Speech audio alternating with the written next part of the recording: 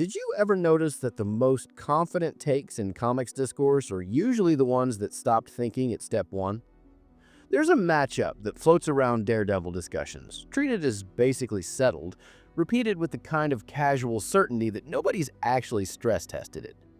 The idea that Daredevil is a hard counter to Mysterio, that because Quentin Beck's whole power set runs on visual illusion, a blind man is functionally immune. The logic tracks at first glance. You can't fool eyes that don't exist. Except that's not the whole story. Not even close. And the real answer to this matchup is almost the exact opposite of the consensus, because the thing that makes Daredevil extraordinary is the same thing that makes Mysterio's ideal target the moment Beck figures out the game. If you want to understand how this actually works at the level of the mechanics, stay with me. Start with what the radar sense actually is, because echolocation is close but incomplete, and super hearing is reductive in a way that matters here. Matt's perception is a 360-degree topographical map. Constant, ambient, abstract. He resolves the shape of objects based on how sound interacts with their surfaces. He reads heat displacement. He tracks chemical signatures.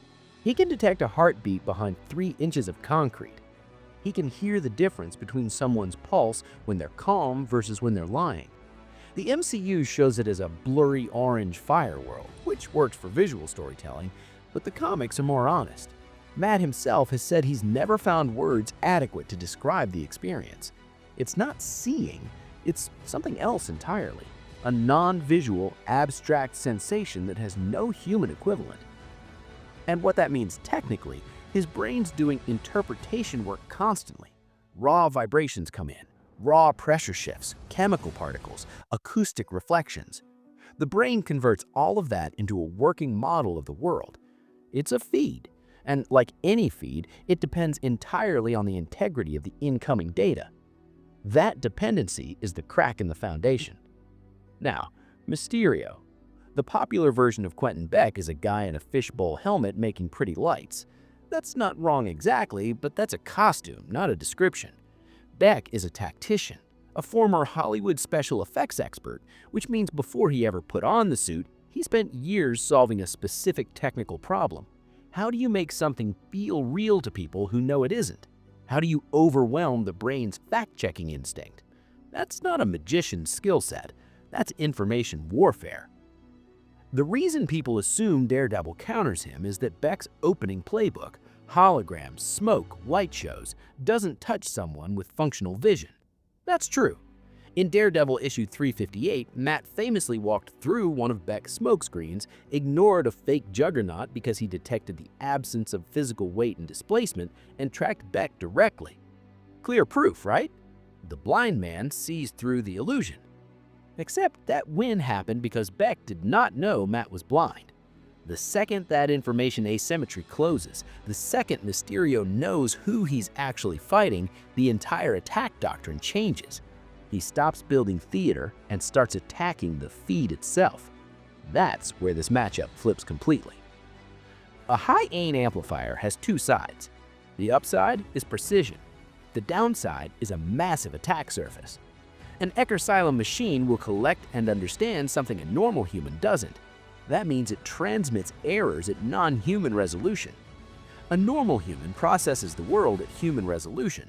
They can be fooled by a convincing hologram, sure, but they can only be overwhelmed at human scale. Matt Murdock doesn't operate at human scale, which means the mechanisms Mysterio uses to generate his illusions, the drones, the gas systems, the acoustic projectors, those don't hide from Daredevil. They get louder. Take the drone swarms. A sighted hero sees one monster because that's what Beck projects. Daredevil's radar sense sees the truth.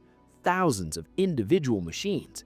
Every rotor, every battery heat signature, every micro vibration of every frame.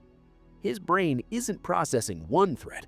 It's trying to map thousands of simultaneous real data points at once, all moving, all generating signal. This is signal saturation. He doesn't get fooled by the illusion. He gets buried under the reality of the mechanism behind it. Conclusion: Mysterio doesn't need to lie to Matt Murdock. He just needs to be too loud to filter. Then there's the acoustic angle, which doesn't get discussed enough.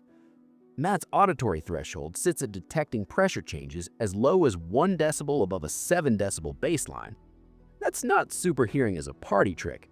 That's a calibration so fine that specific frequencies can weaponize it.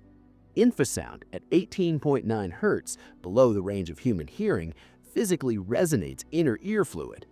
And when you're a man whose entire spatial awareness is built on the integrity of that vestibular system, an attack that scrambles the inner ear doesn't just cause pain, it physically destroys his ability to locate himself in space.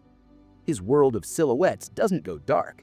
It starts spinning, and it keeps spinning until the signal stops. Conclusion: a directed acoustic weapon against a normal human is a bad day. Against Daredevil, it's a system crash. But even all of that, the drone saturation, the acoustic disruption, that's the opening act. That's Beck softening the target before the real play. The Guardian Devil arc is where this gets genuinely uncomfortable.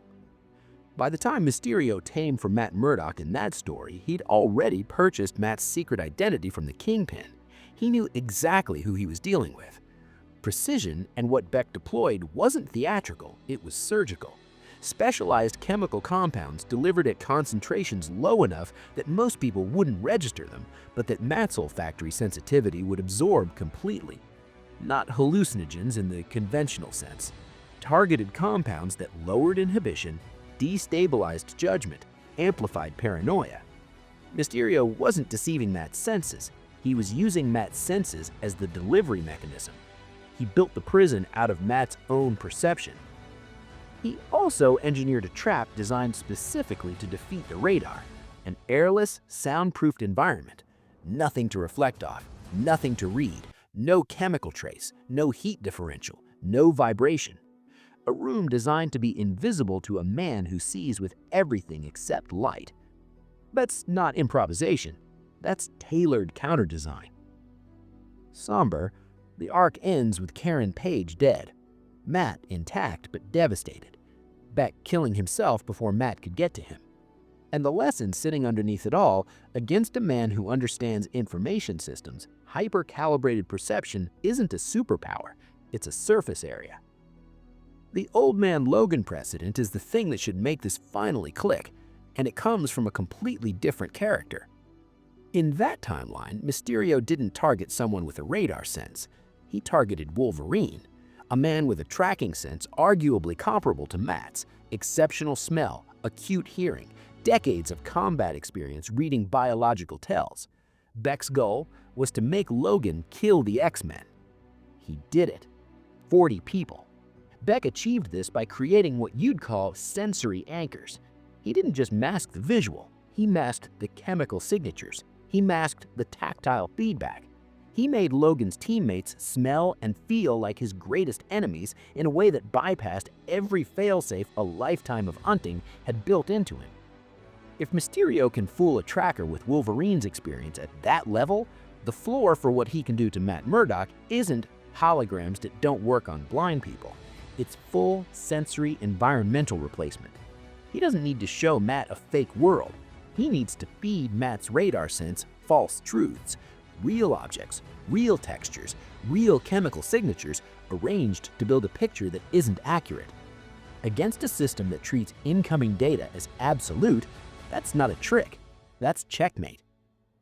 So everything people see as Daredevil's advantage in this matchup is real. The radar sense, the sensory precision, the immunity to light-based deception, those things are decisive advantages, almost against everyone. Against the Bullseye, they're crucial. Against Kingpin, they create the strange tactical intimacy that makes those fights feel personal.